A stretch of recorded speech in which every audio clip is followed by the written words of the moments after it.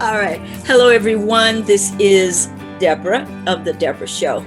And today with us is Ashton Boswell, and she's going to tell us all about what she does and how her services will help, tremendously help, because I've had some of the things that she's going to talk about.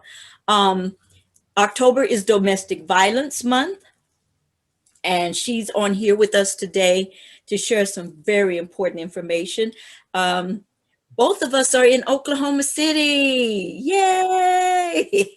Okay, Ashton, without taking up any more of your time, introduce yourself, tell my viewers what it is you do, and then talk about the services, give us a little background information. Let's go with it. As she said, my name's Ashton. I am the owner and founder of Transcend Wellness. I am an NLP practitioner, which is neuro-linguistic programming. I also am a Reiki master teacher, which is energy healing, and I also teach people to become Reiki practitioners. And some of the services I offer are Reiki energy healing sessions and what I call the intuitive healing sessions, which is a combination of some Reiki, some NLP, and some tapping. So those are some of the different services I offer right now. Okay, that's wonderful. Now, how did you get into all of this? So I got into all of this because several years ago, I got really sick, and basically I exhausted all Western medicine avenues. As far as I went to all the specialists, had thousands of dollars in tests done, all these things. I was having severe pain to the point where at one point I couldn't walk. For example, I was on a friend's bachelorette party out in Vegas. And, anyone that's been to Vegas, there's a lot of walking. I was in so much pain, I couldn't even walk. So I actually had to rent one of those little scooters that normally you would see someone that's injured or an older person on. And that's how I got around. Mm-hmm. So basically I got into this because, like I said, all of the Western medicine wasn't working for me. And it got to the point where I was being told it was in my head because I wouldn't take certain medications because I didn't know what was wrong with me. And I just said I didn't want to take a medication that they weren't sure would solve the problem, that could also give me a whole list of other problems on top of what I was experiencing. Wow. And I ended up firing a doctor over it. And that's when I just decided that, I'm just going to take this power back into my own hands. I'm going to heal myself. And it started with me having Reiki sessions done on me. And once I had experienced that and started seeing changes, I was like, this is amazing. And I want to learn this so I can share this with other people. Yeah. So as I started getting better and working on myself, I went to Asheville, North Carolina, and I got trained to be a Reiki practitioner. And I came back to Oklahoma. There wasn't as many people doing it back then. There's a handful now, and I've trained several people who were here in Oklahoma actually as Reiki practitioners. But back, this is 2015. 2017 time period, there wasn't a lot back here. And so I felt like I was kind of setting the standard here in Oklahoma because we're kind of behind the times. And I travel a lot, and on the coasts, anybody that knows anything about Reiki and things like that, it's everywhere. I mean, it's just as prominent as like yoga studios that you see everywhere now. Right. But it's just not as prevalent here in Oklahoma. It's coming a long way, but just not as far ahead. So I started just with Reiki sessions is what Transcend Wellness, when I founded it, I started doing Reiki sessions on people. And then over the time, I'm just constantly learning more tools to put in my toolbox to help other people. And I'm always constantly working on myself. And over the years, as I found other tools that worked for me and they were very successful, I wanted to learn those, become practitioners for those so that I could help other people with those tools as well, which developed into the NLP, which is a form of hypnosis, branches off of that, and psychology, and faster EFT or EFT tapping, which is a tapping technique. Great. Now, and I've had tapping done when I had my first total left knee replacement, and I was in Dallas, and it just kept swelling up, and I was having a lot of issues.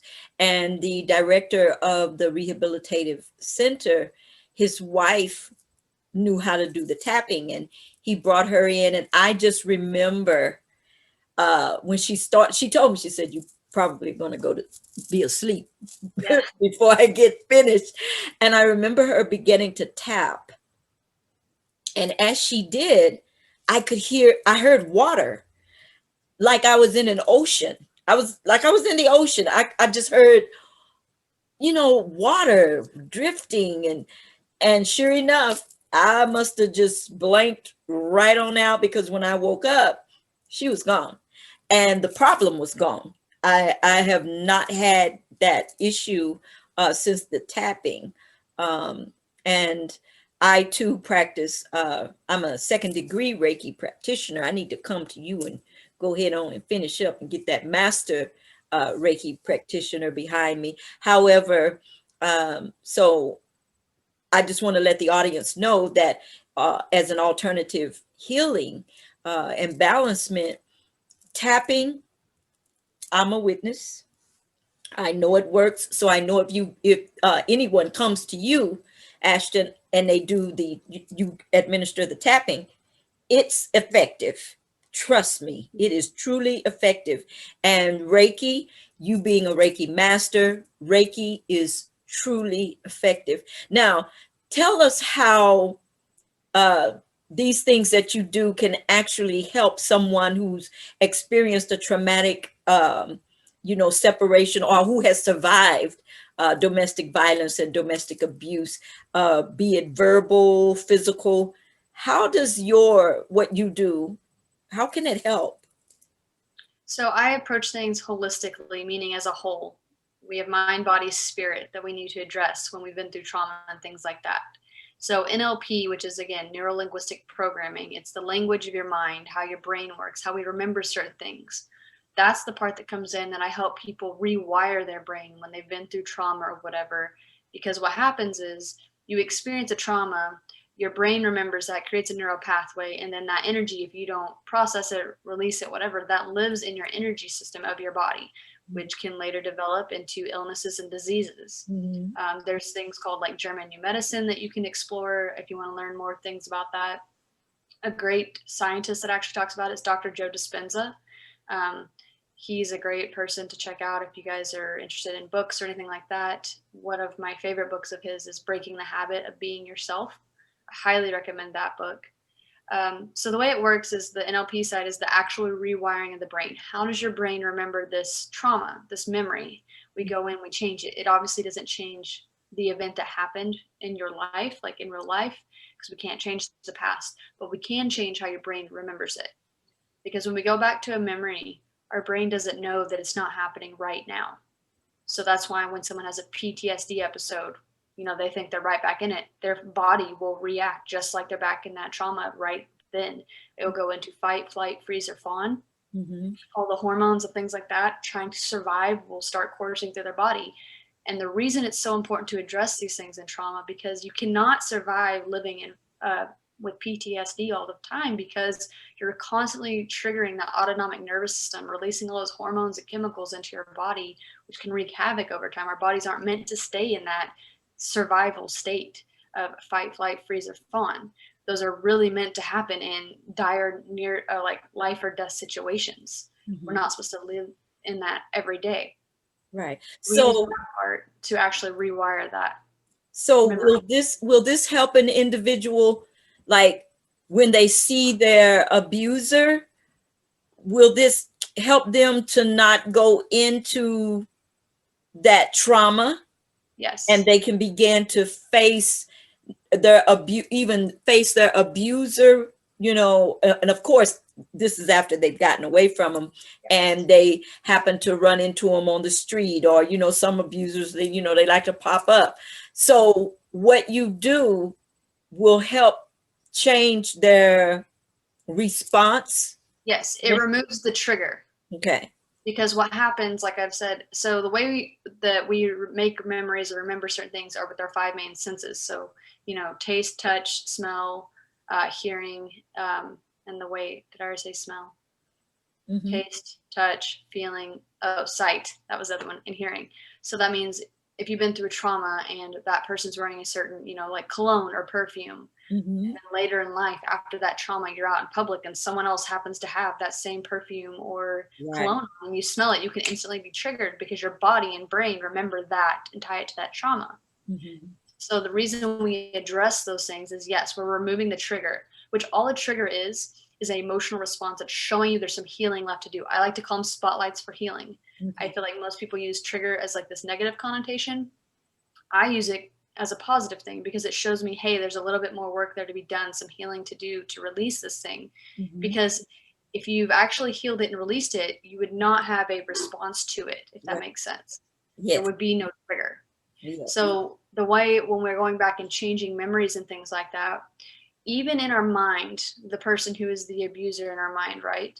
We remember them in our mind. The truth is people are too big. They can't fit in our mind. So what's in our mind? It's just a part of us that we have created and shaped into the abuser. So we're actually denying a part of ourself internally because it's not them. Obviously, you know, they're a real person, but we're talking about inside the mind. Right. So when we go back through the trauma and the memory and work on that, we have to start releasing the emotions tied to that. And then I like to do different things that are different techniques to integrate that part of yourself back into yourself. Okay. Because what it's doing in the mind is separating the two. Like it's all you, if that makes sense, and in your mind. Yes, it does. And the reason why this is very vital is that I'm also the co-founder or a co-founder of WADA, Women Against Domestic Abuse, and that's WADA-now.org. And we are a resource site. And thank you for allowing us to list Transcend Wellness OK.com as one of our resources on the site. So when someone comes into your and I know right now is virtual. Yeah. As of May of last year, actually, I went all virtual. Okay. Now, is there like a questionnaire? I mean, how do you know what you need to work on when you're doing the NLP with that person? How do you determine that? If they're wanting to do an intuitive healing session, which is the NLP side, I usually have a packet that I send over. And then also the day that we're having the actual session, we set down that moment before we actually start and we have a consultation to make sure we're covering everything that either was in the packet they talked about or maybe something they forgot to put in there and we bring it up in that moment. That's awesome. And how long a session is the NLP for someone coming to you for, you know, domestic abuse or violence, and they're trying to restore? Because again, here with WADA, we have this thing, our main thing is about restoring and rebuilding. Okay. So how does that work? How long? Go ahead. No, how long is that? Multiple sessions or? It's case by case, depending on the person, because some people can release things really quickly. Some people, if it's really deep-seated trauma, depends on how strong that neural pathway is in their brain, it might take multiple sessions. Okay. But they are hour-long sessions. I also have hour and a half long sessions as well, specifically for those NLP, the intuitive healing sessions, where I'm also doing the tapping. And I wanted to say real quick, the tapping side of it, if you've ever had acupuncture or anything like that, Chinese medicine, they use what's called the meridian system in your body. There are certain meridian points that they will put the needle in to trigger, to release energy or chi from certain organs or body parts or things like that. So when we're doing the tapping part, the reason we're tapping certain meridian points is to release the emotions tied to those centers in the body. Okay, that's wonderful. Now, when you're doing Reiki, how does Reiki enhance the NLP side as well as the tapping? So I would say, because as you would know, Reiki is a very just healing, gentle process. So I think it's really good because it can be done anywhere. As you know, as a second degree practitioner, you can send distance Reiki. You don't have to be next to the person. Right. It's also similar to like a meditative state that a lot of people get in. It's just very calm, centered, grounded state. So it opens them up to be able to actually release things that they might not even realize they're holding tension in their body. And then in their energetic field, as you know, we have different layers of our energetic field that we store things in. So awesome. I would say that I would go with the intuitive healing session first, to actually go in, rewire the brain, to release the emotions that are tied to that event, to that person, to that trauma. And then I would say I would follow up with a Reiki session maybe a little bit after that, and that's more relaxed, just to bring, like you said, wholeness back to yourself. Because how your view is with WADA, like mine is giving people and helping them take their power back from said events. Right, right. So, have you ever had anyone come to you that was a survivor from a domestic violent or abusive relationship? Yes. So I've had those situations. I've had childhood traumas. I've had people with PTSD from wars and things like that. I've worked with a lot of veterans. So really this covers a lot of different things. People that come in with illnesses that they've tried everything, and basically they've been told they have 6 months to live and they have nothing else to try. And they come in and try it, and we do certain things. And the person I'm talking about specifically with that is actually alive today, when they were told 3 years ago they had 6 months to live. They had end-stage stomach cancer. Wow. Totally gone. Awesome. That is awesome. And so, Transcend Wellness, .com. Yep. Okay. That's my website.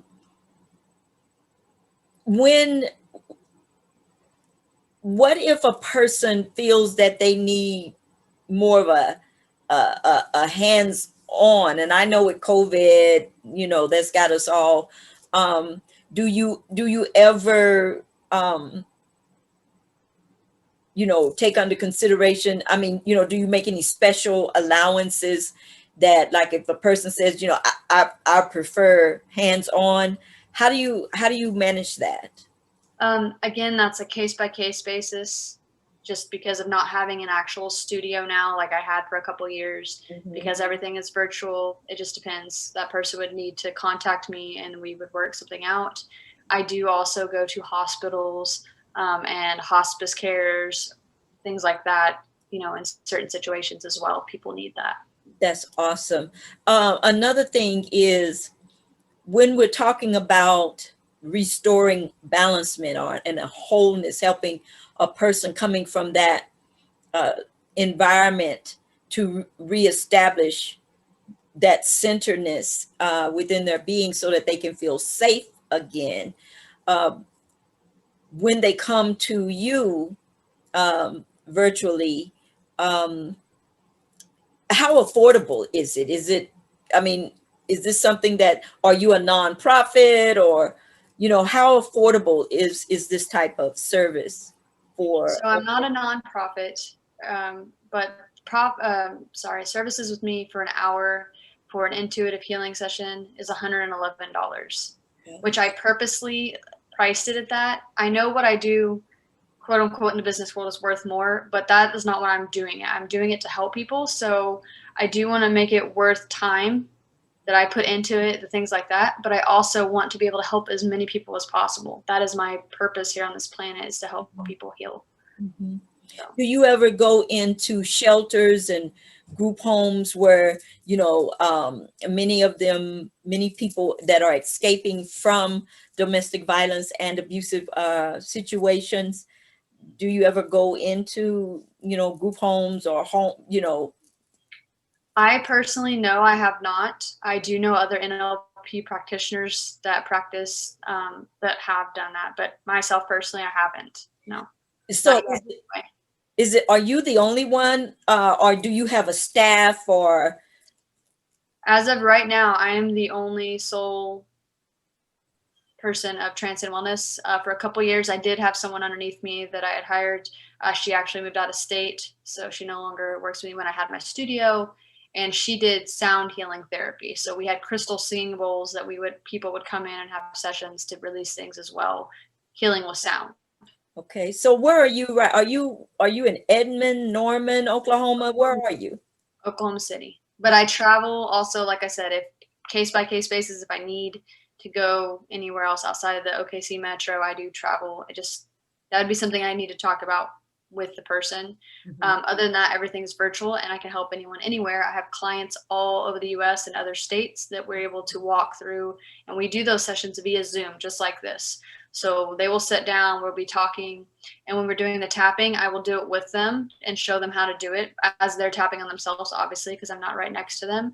And it doesn't matter because I'm just walking them through the exercise and showing them how to do it and guiding them through that so that they can actually release it themselves, which I feel like is pretty powerful because, again, yes, I'm guiding them, but I'm not the one doing the releasing. At the end of the day, anything that's changing in their mind, they're releasing their body, they're doing on their own. I feel like that's where the empowerment piece comes in, of taking your power back, because you're showing yourself you can do that.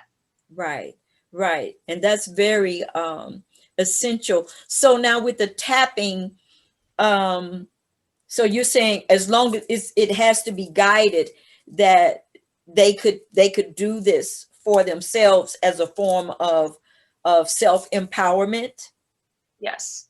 Because after like a session with me, obviously during the session, I'm guiding them through it. I have a lot of clients that will still come see me every now and then, maybe once a month, kind of like a tune-up.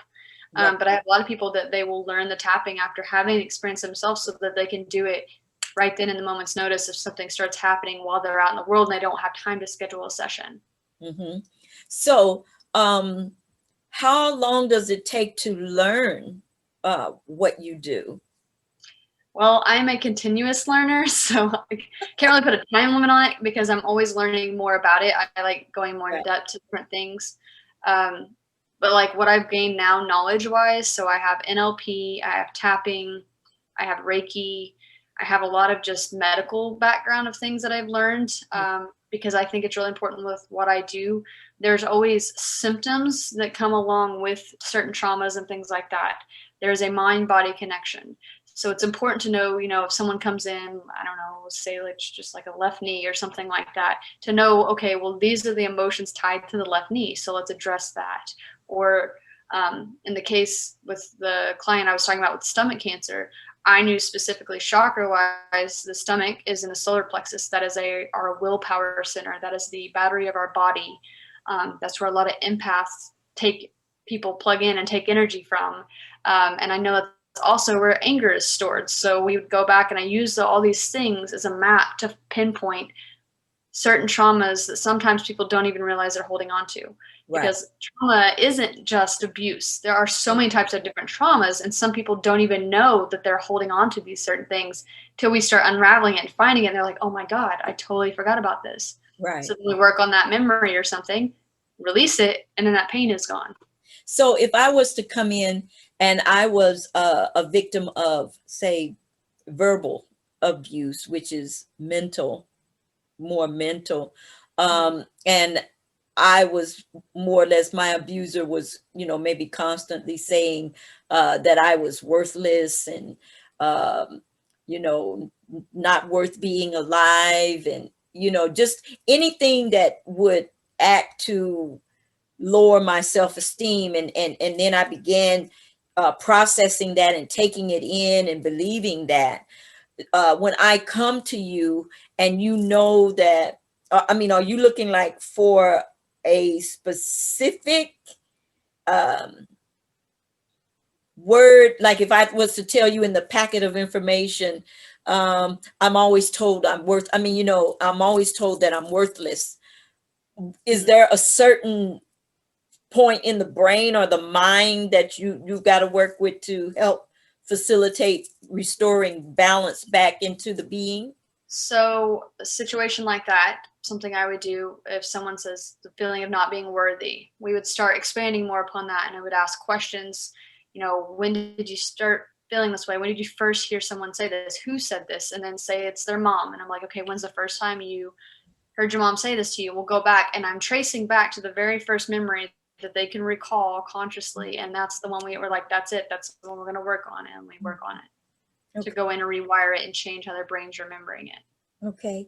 And then for someone that has been both verbally and physically abused, and when we're talking about physical abuse, we're talking about now they can't even stand to be touched. Which one of the services will help with that?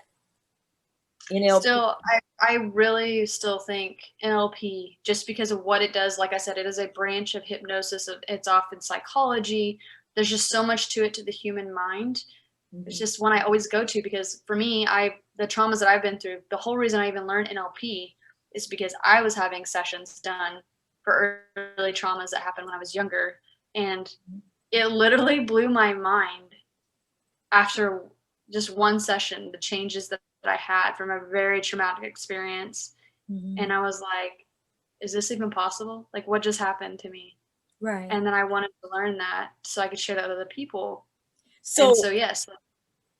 who did you run into that? I mean, how did you find the person that changed your life with what you're doing now? I would say, again, just because I love learning, I'm always seeking and searching. I love learning information. I am a forever student, and I will always be a forever student. And I just realized, even from a young age, I've been a little different. So I'm always looking, trying to understand things. I'm a why person. I ask why a lot. I want to know why, how things work. So just upon my research and doing different things and just learning on my own, I like to just call going in flow. When I'm aligned with my highest self, things are always presented, doors are always open. Whoever I'm supposed to meet, I always meet. And that's what's happened in my life thus far. Right. That sounds awesome. So you started yourself. Is that what I'm hearing? Is that you took it upon yourself to start experimenting with all these? You were just led to do it, or? Yeah, I ask myself questions, and like I said, I'm just a very curious person. And with my illness and things like that, I had tried Western medicine, and that wasn't helping. So I was like, well, screw this. No one's going to help me. I'm going to help myself. And I did. And that's what got me here today. Wow. Wow. Was your illness mental, physical? Both. It was both. It was both. Mental. So mentally, it was from the trauma that I had experienced. Physically, it was just a physical manifestation of said trauma, of unreleased and unhealed emotions I was storing from that trauma. Right. So would you say that NLP, Reiki, and tapping can be the most effective way for survivors of domestic abuse and violence to begin that process of restoring balancement that will give them the impetus to go out and rebuild their lives? Yes. And I will say it gives them the power to stop the cycle, not just within themselves, but generational. It stops with them. Right. Okay. And when you do healing on yourself, by default, because what you believe is energy and time not being linear, whatever your beliefs are on that, you're actually able to heal generational trauma that may have happened before you by working on yourself. So, but what if I feel like I don't have that kind of confidence of, to embark upon this? Do what now? That's why I'm here to help guide.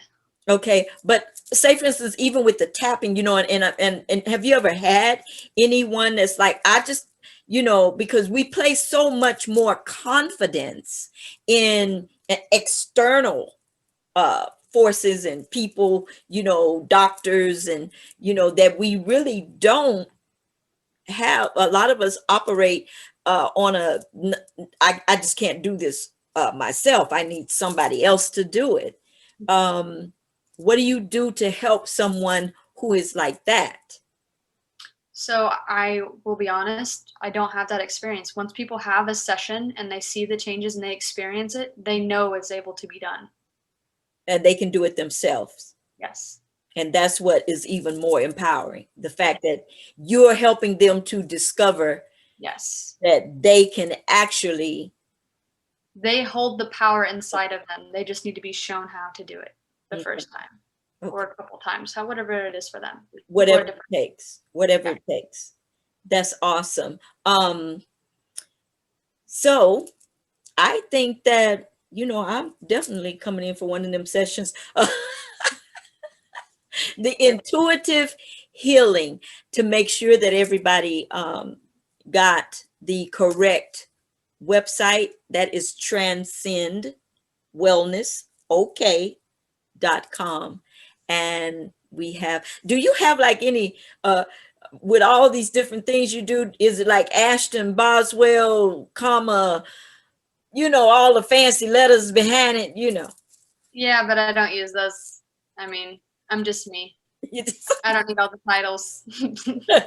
Now that you've It's gotten on my website. If people want to read, there is about me on my website. You can read my story there. I make sure my website has more information on the NLP, on the tapping, on the Reiki, broken down so that you can actually read it and experience it for yourself.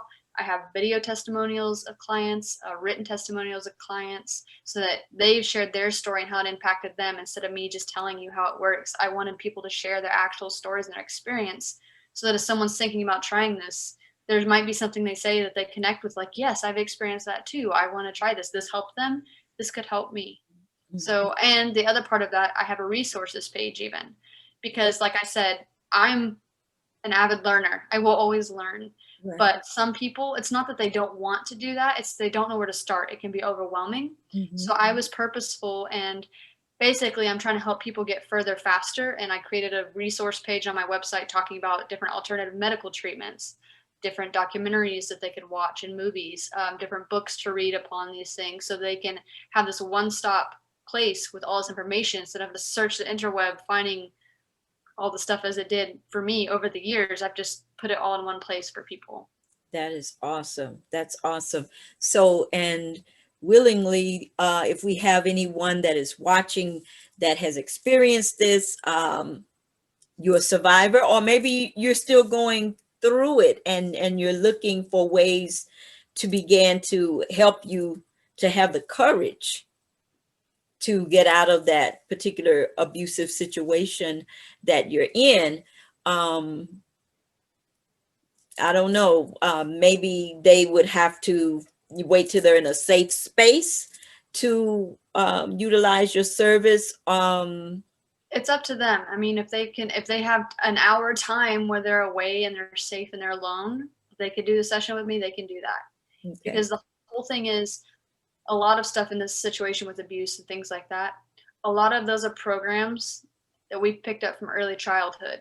So a lot of the work I'm doing is early childhood trauma or early childhood memories and rewiring them.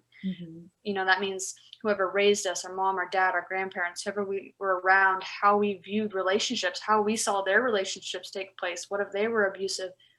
In their mind, that's what justifies the abuse sometimes, is they saw their parents being abused, and that was normal. That's what love is. And so it's going in and changing those memories and releasing this false program and helping them decide, how do you want love to be? What do you need in a relationship to feel loved, to feel safe? Instead of just going by default, this program that you witnessed growing up as a child. If that makes any sense. Yes, it does. So, we hear a lot of talk about self-love.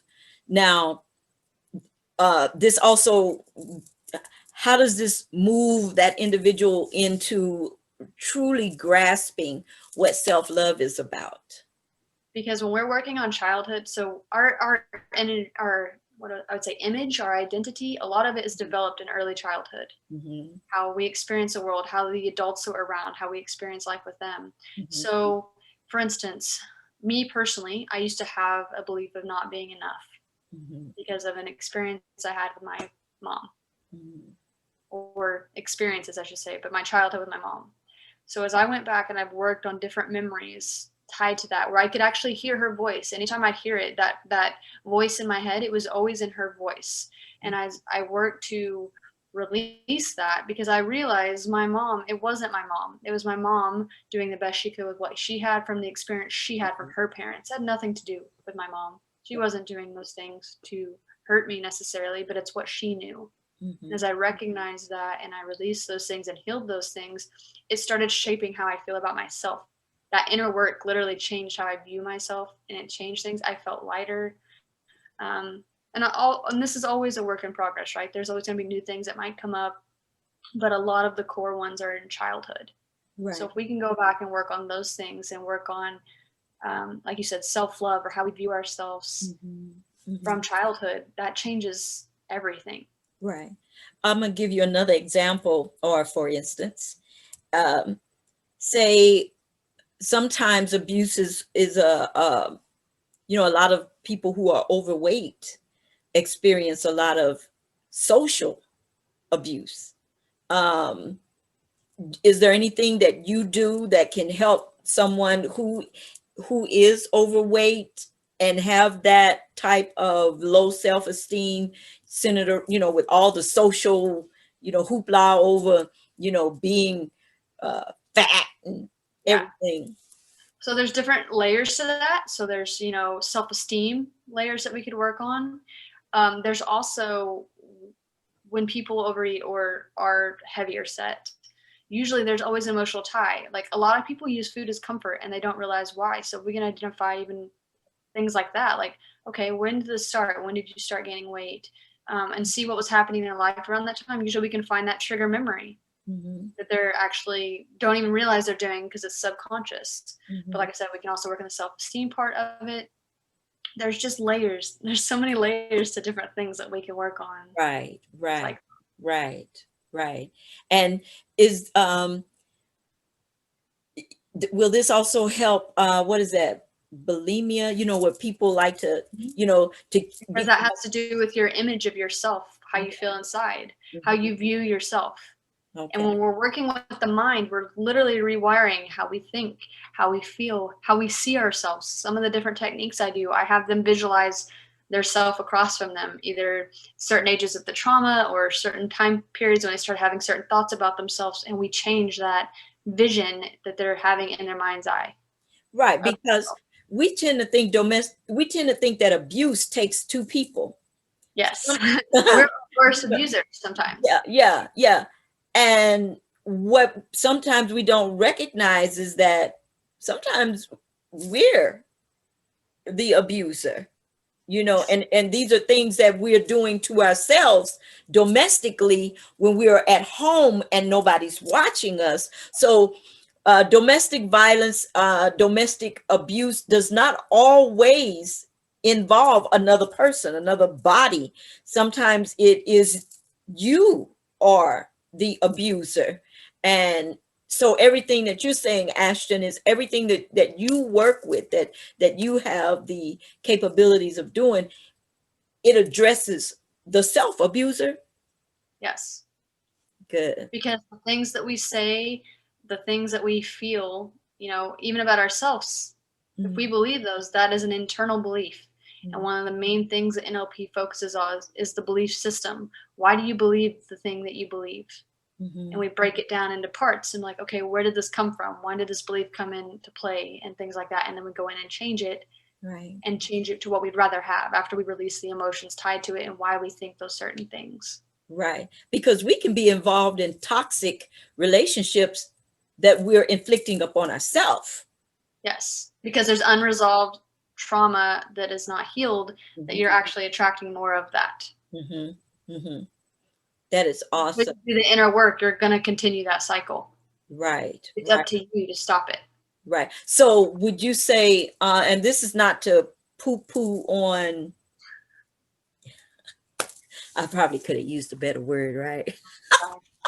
Anyway, when we talk about management versus resolution, would you say that the services that you offer are more about resolving it so that you don't have to, and we know management and maintaining. I know there is maintenance. I know what you're saying. Treating symptoms versus getting to the root cause. We're getting to the root cause. Yes. We're removing the root. Yes. So you're going to the root. Yes. So we talking about resolutions, resolving it. Yes. Think of like our brain is a computer. Right. And we have certain programs. If we go in and change or delete a program, and you try to run a program and that program's not there anymore, it's going to be like when you're searching a web page and the web page is gone. It's like page 404, error not found. You're not able to run it because we removed it. And when you remove certain programs, any links to other programs that were here, once you break that, those links are broken because it no longer exists. So when you're helping to rewire or remove these triggers or whatever, is there something that you're putting back in its place? Because you're creating the person. Like, go ahead. I was going to say, no, we are removing certain neural pathways and creating new ones. Okay. So a neural pathway is like a thought pattern. If you have the same thought and you think this thought over and over and over, it's a very deep, like rut that you've created.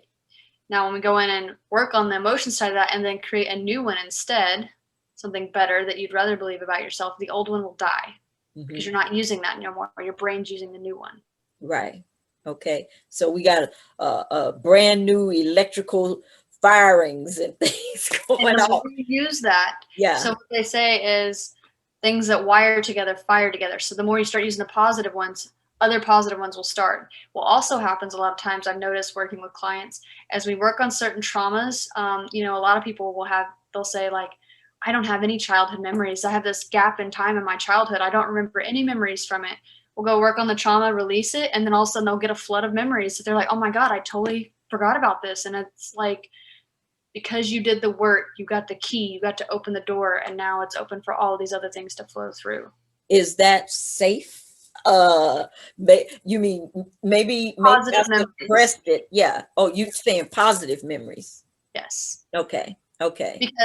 Because what's happening is the reason you repress things is because of the negative trauma that happened, right? So if we heal that and release it, then it opens up the pathway for positive things to be coming out. Right. That is. I also do certain techniques that as we're working through releasing certain traumas and things like that, I have another technique that I do to ground in good memories that you have. I work with good memories. We don't change the good memories. We call what's called anchoring them so that people are able to use them. There are certain exercises that you do or processes that you do to do that. Well, I'm glad you brought that out. They haven't learned NLP. Yeah, I'm glad you're bringing all that up because that was something that I would have missed is how do you ground or anchor? And I'm glad that, you put that information out there.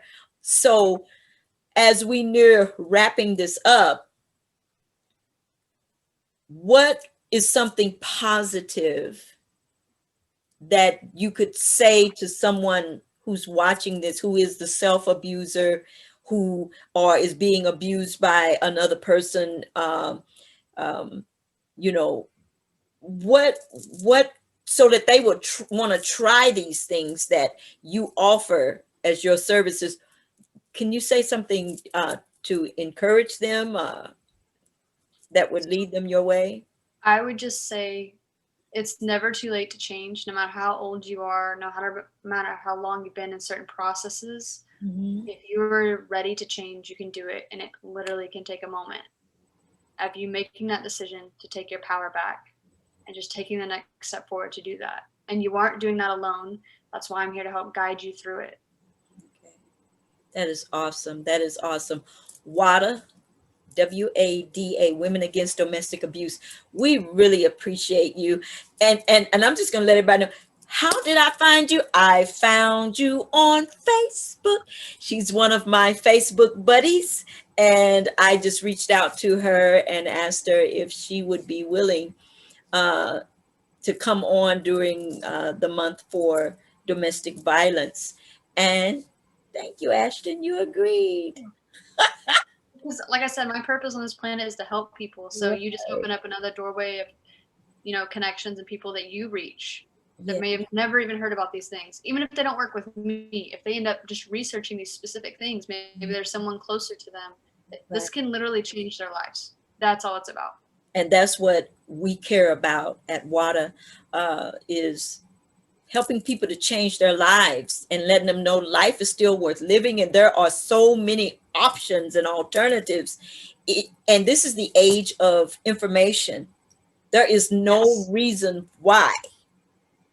Do your research. It's out there. It's out there.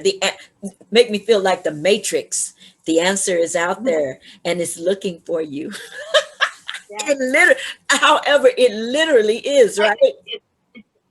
Technically it's internal, and you just have to, that everything you already need is already inside of you. Sometimes you just need to read across something to have that aha moment. Right. Light bulb.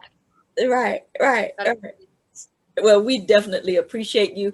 And even though the show on the Debra Show, normally we would have, it's a different approach to love. So all of this intertwines together very well. with what you do, dealing with just everything that you do, even though this is the month for domestic violence. It's also a different approach to love. Yes, it's all about loving yourself, right? Right. And that's essentially what Reiki is, energy healing. It's love. Right. It is just being a vessel for that to flow. Right. Right. And it could definitely probably, not probably, if you are dedicated to it, it can definitely help you to possibly make some better decisions as you move into other relationships, 100%. later on, so that you can enter into healthy relationships, and you will know when things are starting to go off the path, and you'll be able to go, no, no, no, no. You're right. Right. We love that. Again, the Debra Show thanks you. I thank you. And we're going to hook up. Definitely, we're going to get together, and I'm going to, get some of those, the intuitive healing. I want to go through the intuitive healing session with you, and then also find out how I can further go on into getting my master's in Reiki, to move into that position so that I too can continue to be, a light work. Before we go, there are some other titles that you have. A star seed, somebody, and a light. I don't have that card. Let me see. Star seed, way shower. Yeah. You have some very interesting titles that really, we need to share. Now these titles aren't on the website, right? These are the ones that's on your Facebook page. So when you talk about a star seed way shower, what is that? Like a light worker. It's just another form of light worker. I am here. Star seeds are here on this planet to raise the vibration, to bring love vibration back to the earth.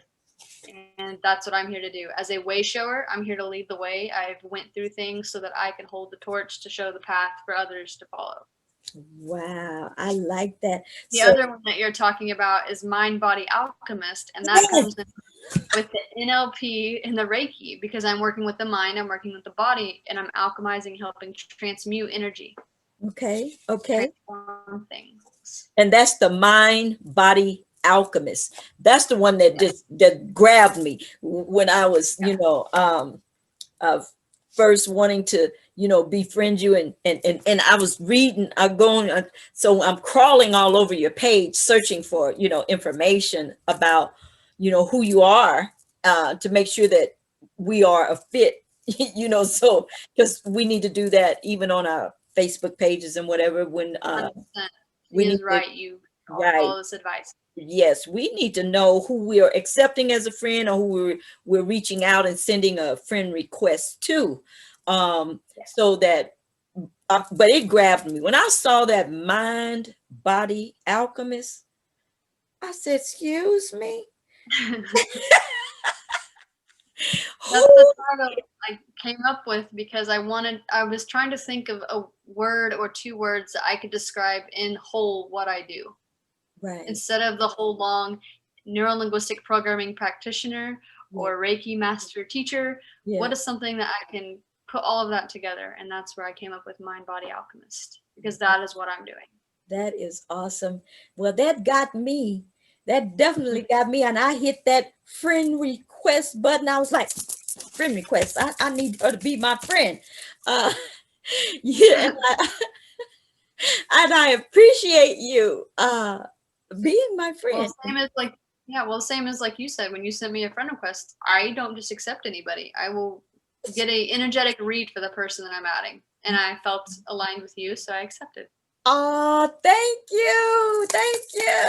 And it worked out, right? Because I feel like our journey as both light workers we have very similar views and stories, and what our mission is here to do. Yes. And thank you. I can never thank you enough. So, ladies and gentlemen, you know, before we go, I want you to say, What is be it? different and love it.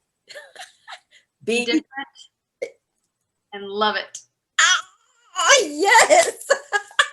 And I'm sending you Pinwheel love, Ashton Boswell. Until we meet again. And to my audience, I must give a shout out to the network, WNT9, NT9 Network, and my NT9 Network family, as well as being an affiliate sponsor for WADA. We want you to know this is a different approach to love. The answer is out there. You got it. If you're in Oklahoma City or not, but if you're definitely in Oklahoma City, go and check in with my girl, Ashton Boswell, Transcend Wellness OK.com. Get on your little phone or whatever you need to do. Look her up, get hooked up, release and let it go and let it flow. Ashton, thank you. And I want you to have a great evening today. Our weather's cold and I know. I'm gonna go cuddle up and just relax and take an easy yeah. day today, ground myself. Yeah. As an energy worker, that's important to take days for yourself to recharge. Yes. So that's what I'm doing today. Well, awesome. Because I was going to ask you, do you do this like 7 days a week? I mean, before we get, I know we supposed to be gone. However, what are your hours? I mean, So on my scheduling app, on my Facebook, it says I'm 24 hours. Obviously, I'm not open 24 hours, but I make that available so people can message me if they need to or anything like that. As far as hours, a lot of times I do evening sessions unless it's a weekend, and then I'm more open pretty much anytime during the day on the weekends. Oh, awesome. How sweet of you. An Earth Mother at that. People need help at different times. So yes, we do. Thank you again. All right, we're truly out of here this time. Mwah! Sending everybody Pinwheel love. Check in on WNT9 Network. It's on YouTube. The Debra Show is on YouTube. Subscribe to the Debra Show. Tap that bell. I'm on Anchor FM.fm. Check out my podcast. I'm all over the place. And you know what? We got to do that podcast again. I got to have you on podcast. So we won't go into another conversation. Pinwheel love, everybody. Peace. Good night, Ashton. see you later.